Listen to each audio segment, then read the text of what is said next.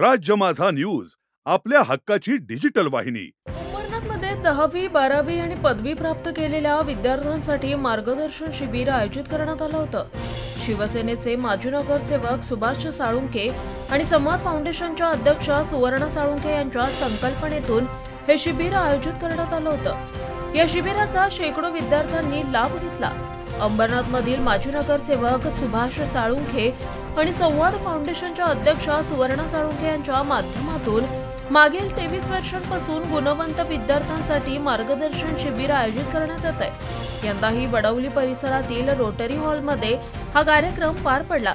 या कार्यक्रमात प्रसिद्ध करिअर आणि विद्यार्थी मित्र आतिश कुलकर्णी, प्रसन्न हर्डीकर यांनी विद्यार्थ्यांना मार्गदर्शन केलं। यासोबतच उपस्थित विद्यार्थ्यांना पाऊलवाटा करिअरच्याही माहिती पुस्तक भेट म्हणून देण्यात आलं। तसंच त्यांचा सन्मान म्हणून फाईल फोल्डर, सर्टिफिकेट आणि पुष्प देऊन त्यांना पुढील आयुष्यासाठी शुभेच्छा देण्यात आल्या। या कार्यक्रमाचं निवेदन करिअर तज्ज्ञ दिनेश मोरे सर, सूत्रसंचालन मानसी साळुंखे यांनी केलं। मागील 23 वर्षांपासून साळुंखे यांच्या माध्यमातून हा उपक्रम अंबरनाथ शहरात राबवला जातोय।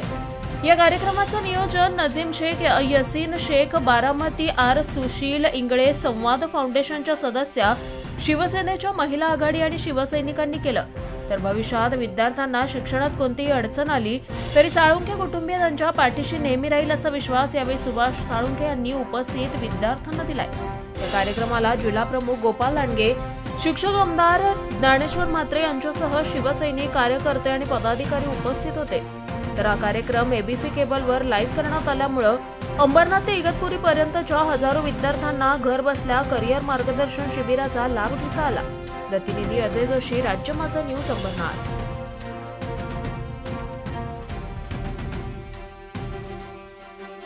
राज्य माझा न्यूज आपल्या हक्काची डिजिटल वाहिनी।